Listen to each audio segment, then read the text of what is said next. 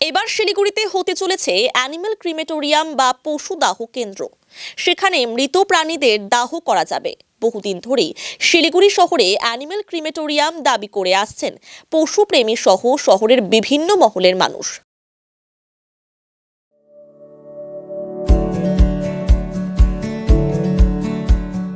Pamper, not just a hospital, but a mother. মঙ্গলবার শিলিগুড়ি পুর নিগমে আগামী অর্থবর্ষের বাজেট পেশ করা হয়। সেই বাজেটে অ্যানিম্যাল ক্রিমেটোরিয়াম তৈরির প্রস্তাব দেওয়া হয়েছে। বর্তমানে শিলিগুড়িতে অ্যানিম্যাল ক্রিমেটোরিয়াম না থাকার জন্য সমস্যায় পড়তে হয় অনেককে। বড় বড় শহরে অ্যানিম্যাল ক্রিমেটোরিয়াম থাকলেও শিলিগুড়িতে এ ব্যাপারে আগে কোনোদিন চিন্তা ভাবনা করা হয়নি। অনেকেই বাড়িতে কুকুর বিড়াল পোষেন। তাদের মৃত্যুর পর দাহ করার জন্য নির্দিষ্ট জায়গা না থাকায় মৃত প্রাণীগুলিকে মাটি চাপা দেওয়া হয়। ক্রিমেটোরিয়াম হলে অনেকটাই সুবিধা হবে। আর এই কারণেই প্রাণীদের মৃত্যুর পর সম্মানজনক ও স্বাস্থ্যসম্মতভাবে দাহ করার জন্য পশু দাহ কেন্দ্র তৈরি করার ভাবনা দেওয়া হয়েছে। এই অ্যানিম্যাল ক্রিমেটোরিয়াম তৈরির জন্য খরচ হবে প্রায় 1 কোটি টাকা। যে আমরা এই বছরে 25-26 আর্থিক বছরে 685 কোটি 24 লক্ষ টাকার বাজেট এবং আমরা এর আগের বছর অর্থাৎ 24-25 আর্থিক বছরে রিভাইজ বাজেট করেছি আমরা 334 কোটি 67 লক্ষ টাকা। এবার বাজেটের মূল যেটা আমাদের অস্থায়ী যারা কর্মচারী তাদের সেই কর্মচারীদের ম্যান্ডেজ আছে টেম্পোরারি, তাদের সবার আমরা স্যালারি বৃদ্ধি করছি এবং 3% আমরা সেটা বৃদ্ধি করছি। তাতে প্রায় 1 কোটি 10 লক্ষ টাকা আমাদের ওন ফান্ড থেকে এক্সট্রা খরচ হবে। এটা আমরা করছি। দ্বিতীয়ত আমরা যে নির্মল সাথী সেই নির্মল সাথীরা 24 দিনের মায়না পায়, আমরা এখানে এটা তাদের 30 দিনের আমরা মায়না দিই। আমাদের সমস্ত কাউন্সিলররা তাদের আমরা বিমা, আমাদের কর্মচারীদের তাদের স্বাস্থ্য বিমা, আমরা পুরসভা স্বাস্থ্য বিমা তাদের আমরা করেছি। আমাদের এখানে হরিজন যে কর্মচারীরা আছে তাদের কিছু বাসস্থান আমরা আমাদের ওন ফান্ডে তৈরি করতে চাই, আমাদের নিজস্ব জায়গায় করে তাদের সেখানে ভালোভাবে আমরা প্রোভাইড করতে চাই। এছাড়া আমরা এখানে প্রচুর জমি আছে, সেই জমির মধ্যে যেগুলো রাজ্য সরকারের জমি, রাজ্য সরকার অনেকগুলো জমিতে আমাদের পাট্টার ব্যবস্থা ইতিমধ্যেই করেছে, বাকিগুলো প্রক্রিয়া চলছে। কিন্তু কেন্দ্রীয় সরকারের রেলের জায়গায় ম্যাক্সিমাম রেলের জায়গায় আমরা সেটা পাচ্ছি না। আমরা রাজ্য সরকারের মাধ্যমে আমরা দাবি করব যে দীর্ঘদিন ধরে যারা 12 বছরের বেশি একটা অ্যাডভান্স পজিশনও হয়ে যায়, পরম্পরা ধরে আছে এবং যে জায়গাগুলো অব্যবহৃত রেলে কাজেও লাগছে না, সেই জমিগুলোকে রাজ্য সরকারকে দিয়ে দেওয়া হোক। তাহলে রাজ্য সরকার থেকে সেই জায়গাগুলো আমরা এই মানুষগুলোকে পাট্টা দিয়ে আমাদের নিজ ভূমিতে দিয়ে তাদের গৃহ নির্মাণ এবং তাদের এরিয়া আমরা আরও সুন্দরভাবে উন্নত করতে পারি। আরেকটা, আমরা শিলিগুড়িকে সিটি অফ ন্যাশনাল ইম্পর্টেন্স এটা ঘোষণা করার আমরা দাবি করছি, যেহেতু শিলিগুড়ি নর্থ ইস্টের শুধু গেটওয়ে নয়, একটা ইন্টারন্যাশনাল গেটওয়ে। সুতরাং শিলিগুড়িতে আমরা এটা চাই যে জাতীয় গুরুত্বপূর্ণ শহর হিসাবে শিলিগুড়িকে ঘোষণা করা হোক। আর শিলিগুড়ির যে বৈচিত্র্য, দীর্ঘ পরম্পরা, বিভিন্ন সম্প্রদায়, বিভিন্ন ভাষা, বিভিন্ন ধর্ম বর্ণ মানুষ এখানে একসাথে সম্প্রীতির সাথে বাস করেন, এটা সিটি অফ ডাইভার্সিটি। শিলিগুড়িকে আমরা সিটি অফ ডাইভার্সিটি, এটা বৈচিত্র্যের শহর শিলিগুড়ি। এটা যেমন আসানসোল ওরা সিটি অফ ব্রাদারহুড করেছে, আমরা সিটি অফ ডাইভার্সিটি, এই প্রস্তাবটা আমরা রাজ্য সরকারের কাছে আমরা পাঠাবো।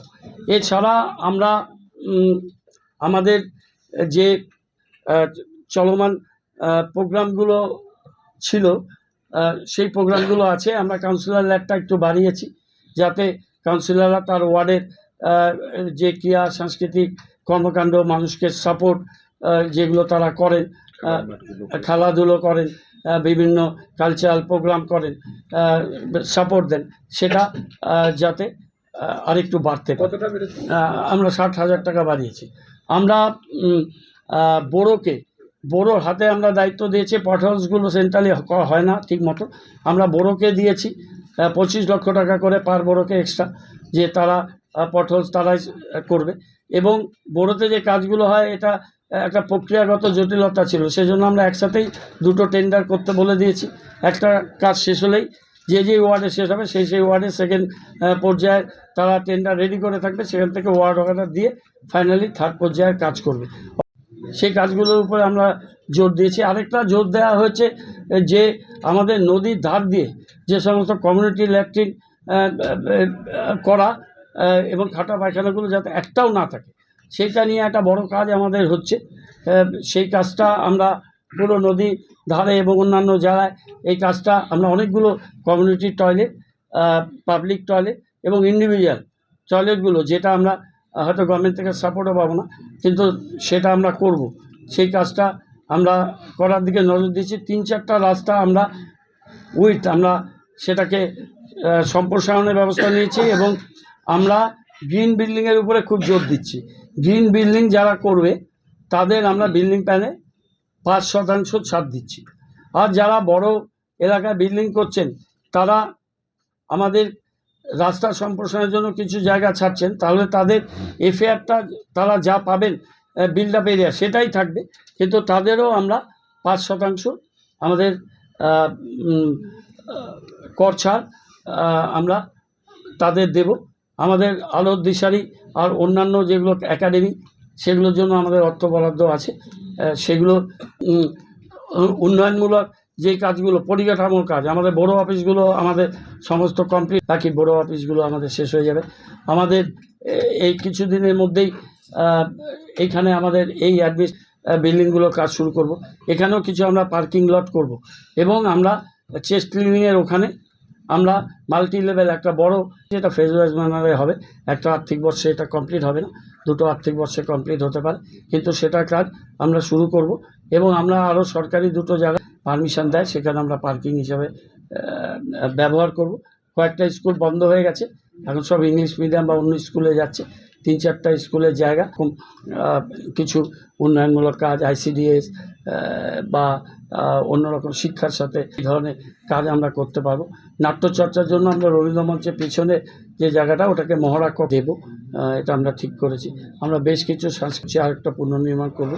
জলটা একটা খুব বড় আমাদের নিজেদের কাজ, সেটা 100 কিলোমিটার পাইপলাইন লেইংয়ের জন্য সার্ভের কাজ হচ্ছে, সেটা খুব ভালোভাবে সেটা হবে। একটা হসপিটাল আমরা প্রপোজাল এটা পাঠিয়েছি, তার DPR আমাদের তৈরি হবে। আর অল্টারনেটিভ একটা রোড, হিলকা রোড, শিবক রোডের প্যারালাল একটা রোড, আর 6th মহানন্দা ব্রিজ, সেটা একটা রাইটসকে দিয়ে আমরা সার্ভে করেছি, সেটা আমরা UDMকে পাঠাবো, তা রাজ্য সরকার সেইভাবে দেখবেন। আরেকটা বৃক্ষরোপণের জন্য আমরা প্রত্যেকটা ওয়ার্ডকে বোরোর মাধ্যমে প্রোগ্রামটা করবে, যাতে প্রত্যেকটা ওয়ার্ডে গাছ লাগায় এবং সারা বছর ধরে আমরা সেই বৃক্ষরোপণ। আর স্লামের জন্য 34 কোটি 86 লক্ষ, এরকম প্রায় 35 কোটি আমরা স্লামে দিয়েছি এবার, খুব অনেক বেশি। কনজারভেন্সিতে আমরা সলিড ওয়েস্ট ম্যানেজমেন্ট, এই solid waste collection, zero garbage city করা, এইটার জন্য অনেকগুলো প্রোগ্রাম নিয়েছি এবং আমরা লিফটিং এই কাজটা আমরা করব। বাজার আর মহিলাদের আমরা ঋণের মধ্যে তারা যাতে সেলফ হেল্প গ্রুপগুলো ঋণ পায়। আমাদের সময় হাউজিং ফর অলে 85 কোটি টাকা, মাঝে এটা বন্ধ হয়ে গেছিলো, 85 কোটি টাকা আমরা উপভোক্তাদের দিতে পেরেছি, তারা পেয়েছে। এর আগে লোনটা পেয়েছে 31 কোটি টাকা সেলফ হেল্প গ্রুপ লোন পেয়েছে, সেটা আমাদের ইনিশিয়েটিভে হয়েছে এবং তাদের আগামী বছর আমরা আরও 300 সেলফ হেল্প গ্রুপ আমরা তৈরি করব এবং তাদের এই প্রজেক্টের মধ্যে আনব। এবং আমরা যারা ফুডের কাজ করে তাদের আমরা অচেনা আনন্দ আরও 3টে করার জন্য আমরা প্রস্তাব দিয়েছি। মা ক্যান্টিন আমাদের 7টা খুব সাকসেসফুলি চলছে, আমরা আরেকটা মা ক্যান্টিনের আমরা মা ক্যান্টিন যেন হয়। আমরা স্টেডিয়ামটা করছি,